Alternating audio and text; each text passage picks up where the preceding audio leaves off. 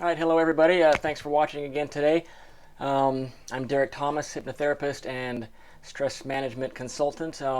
The disclaimer, the information I give is for informational purposes only and is not meant to treat or diagnose any medical condition. So, all right, today's a fun one. It's how to increase your confidence in bed, although this extends to your confidence in general and can have vast implications in improving your life. So let's jump right into number one.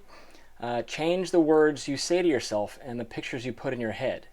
I mean, seriously, okay, I've said this before and you'll probably hear me say it again many times, that the way we think about anything comes down to the pictures we put in our head and the words we say to ourselves. So one thing you could say to yourself is I am enough. Say it to yourself every day, multiple times a day, or write it on your mirror, put reminders on your phone, whatever words that help you get through whatever it is you're trying to get through. How the mind works. It can't think of negative and positive things at the same time.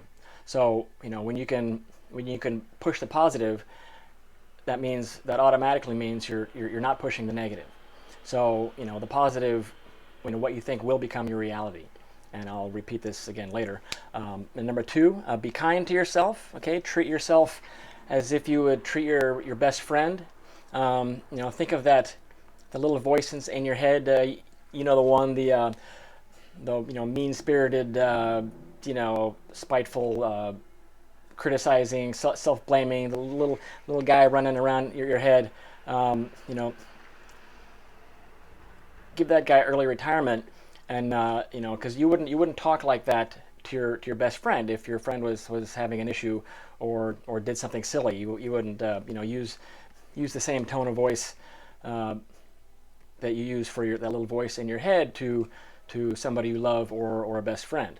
Right, so give that little voice a break, and I'll do another video on that little voice. I'll do a short video on that another time. Number three, a couple things that people fear the most are the fear of rejection or the fear of being different. Even the rich and famous, have these, can't escape these feelings. So everyone experiences this. So when you realize that we all have that in common, you can see what will bring us together instead of keeping us apart or keeping us isolated. All right, so number four, don't compare yourself to others. And this is the huge one. This is the cause for a lot of self-doubt.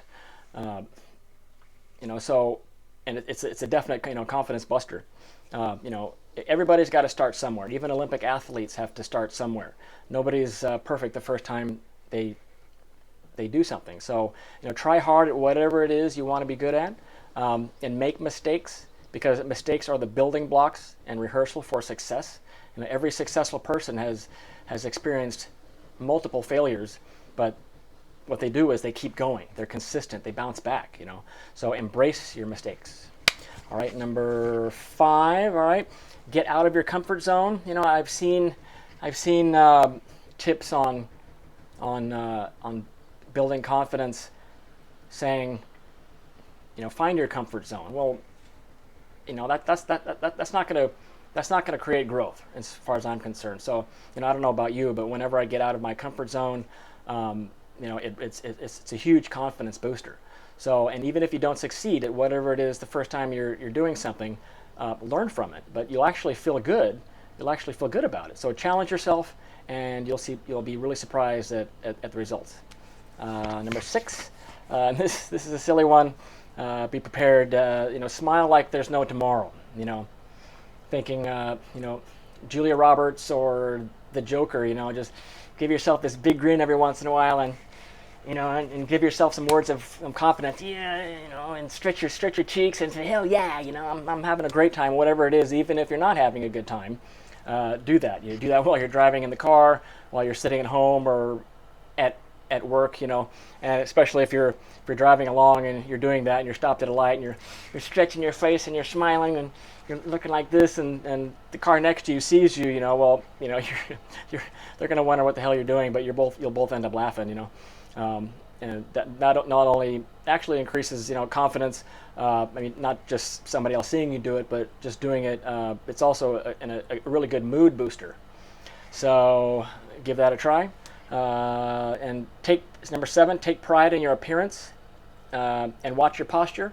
When you take time to care about yourself, that you can feel it inside. You feel it inside, and it exudes to other people. Other people will see you differently. Doesn't mean you have to wear expensive anything. Just take pride in your appearance, and posture's another huge one. When you're slouching, how do you feel? And when you're doing this, and you got your shoulders back, and your head high, and then notice your feeling. It's a whole different perspective. And speaking of perspective, funny story. I'll actually do another short video on that later. And then 8. So ask yourself who you are and what you want to achieve. Okay, so set a goal, but create a system on how to get to that goal. We can't just make a goal and then blindly go ahead. I mean, you can try. One of my favorite lines is Pablo Picasso. He says, if you know exactly what you're doing, then what's the fun in doing it? That's great for the artistic type. But when you're trying to achieve something different, than just creating art or something like that, you really do need a plan. So, but it's more about the journey than the goal. So don't so much make a goal, and that is